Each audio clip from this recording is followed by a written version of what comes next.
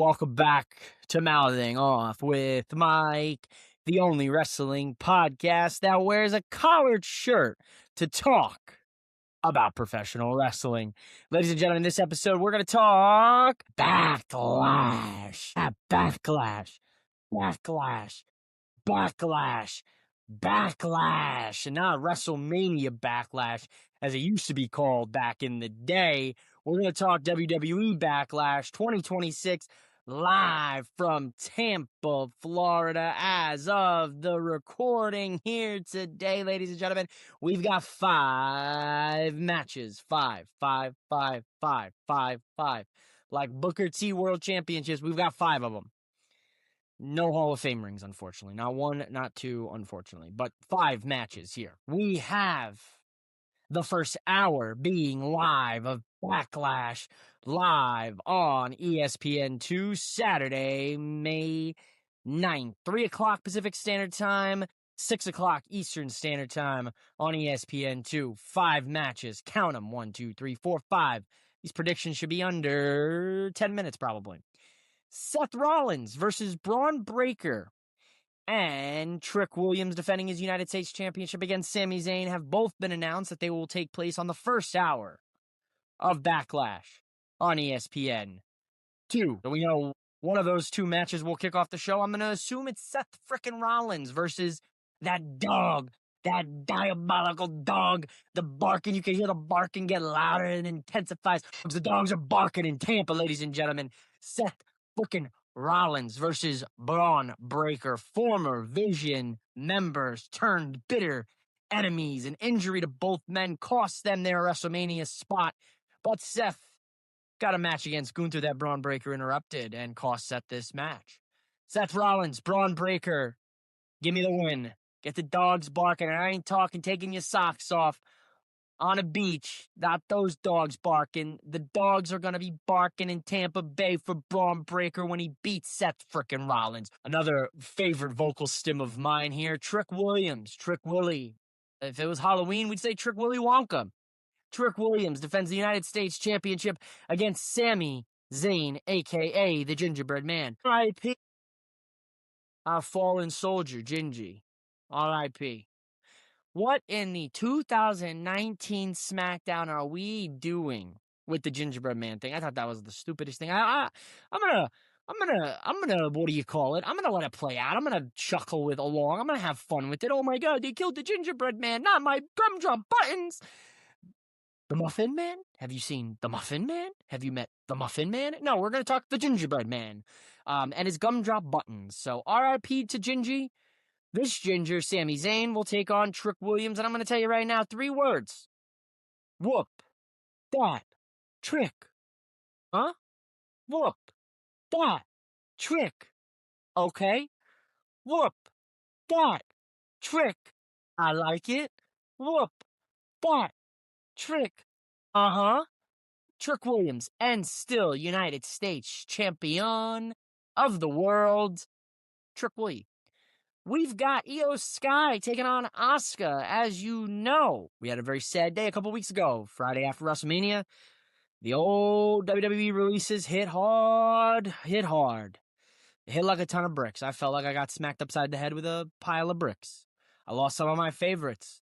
The Wyatts, Aleister Black, and Kairi Sane.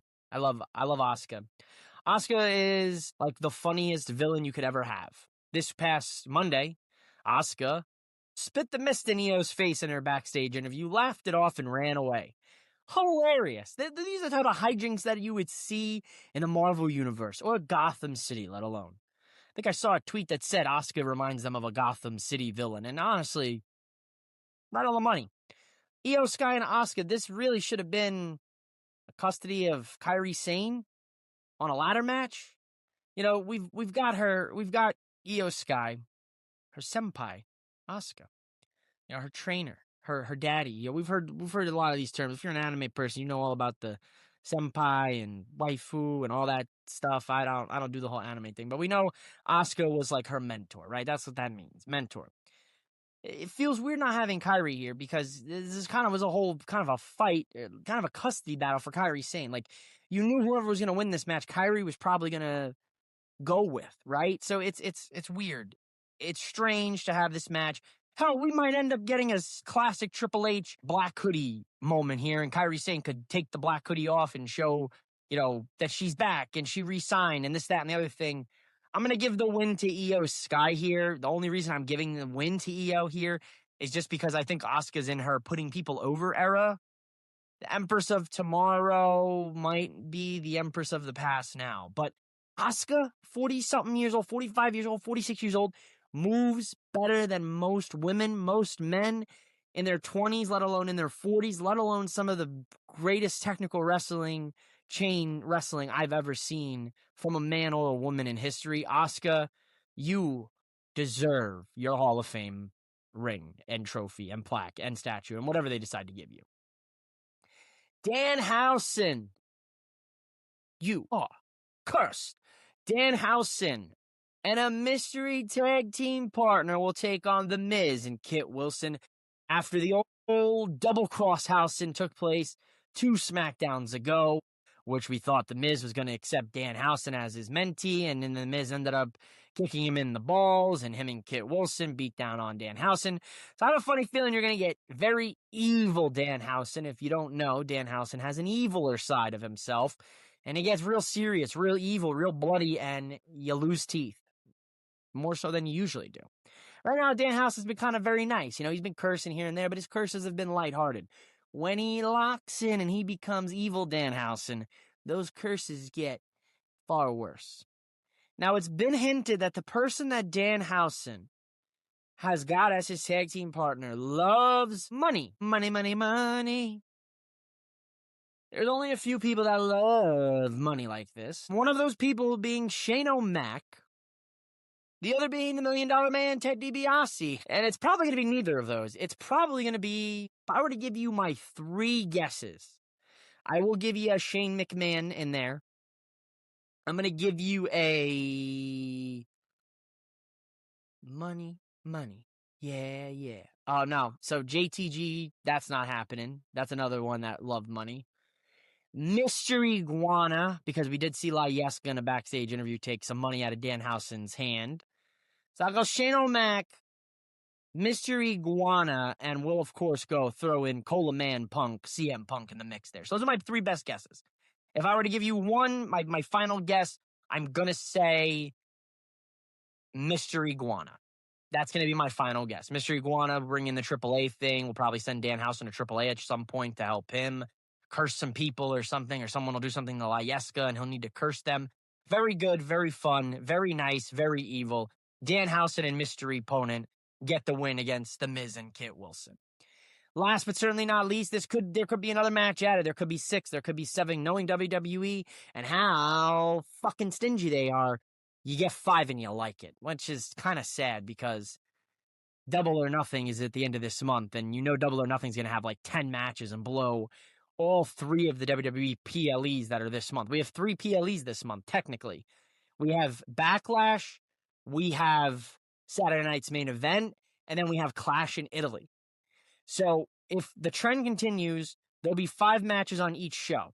Usually Saturday night main events is like 3 to 4. So there'll probably be a grand total of 13 to 14 matches for WWE in the span of 3 weeks, when there'll be 15 matches in one night for AEW for Double or Nothing. Keep that in mind. I'll probably pop this out and you'll see that elsewhere. Main event, as of right now, is the OTC Roman Reigns. Put your finger up and just make sure you're not putting it up someone's butt. Roman Reigns defends the World Heavyweight Championship that he just beat CM Punk for at WrestleMania against the Samoan werewolf, Jacob Fatu.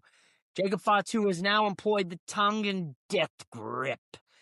Funny enough, the Wyatts leave and the mandible claw leaves with them, and then the tongue and death grip comes out. So, just once again, a little reheating of some nachos there. But I love Jacob Fatu. I love you, Jacob Fatu. I do. I really do.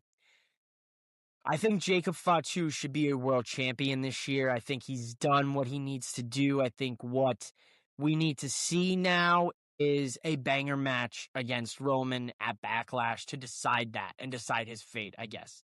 If he can go in the ring and he can go up against a guy like Roman Reigns and hold his own, which isn't a hard thing to do these days, especially with Roman now.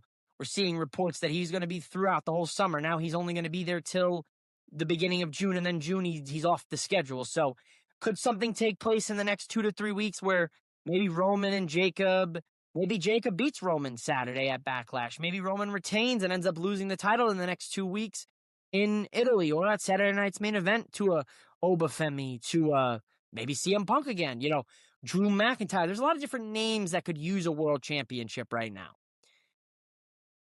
As of the time of this recording, I'm going to lean and say that they will give Roman Reigns a successful first title defense for the World Heavyweight Championship, thus in turn becoming the still world champion, and Roman Reigns will beat Jacob Fatu. What you do from Jacob Fatu after that, you let him loose, and you let him go wild, and you let him be a werewolf on Raw, and you let him decimate everybody that he can get his hands on until he gets a second shot at the World Championship. That's how I do it. How would you do it? How would you book it? Who do you think is going to win? Who do you think is going to come up out of the other side of Backlash net positive? Make sure you subscribe to Mouthing Off with Mike. We just hit a milestone. We're at 443 subscribers. An incredible growth, something that I didn't think was going to be possible. Never thought I'd be nearing 500 subscribers. Never thought that 500 of you would even want to listen to me or watch me on YouTube. So thank you to all of you for subscribing, for following him on social media at MOWM_podcast. Make sure you tell me what match you're looking forward to down below, or tell me what match you would have added to Backlash. I'll see ya. Bye at Backlash. Mouthing off with Mike, mouthing off with Mike, mouthing off.